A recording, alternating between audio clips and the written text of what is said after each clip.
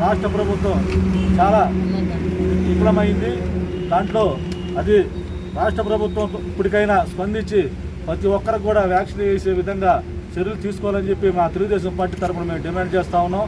పోతే ఈ కరోనా వల్ల ఉపాధి కోల్పోయినటువంటి ప్రతి ఒక్క ఉపాధి కూలీలకి ఉపాధి కార్మికులకు కూడా ఒక 10,000 రూపాయలు రాష్ట్ర ప్రభుత్వం ప్రకటించి వాళ్ళని ఆదుకోవాలని చెప్పి కూడా తెలుగుదేశం పార్టీ తరఫున మేము డిమాండ్ చేస్తూ ఉన్నాం.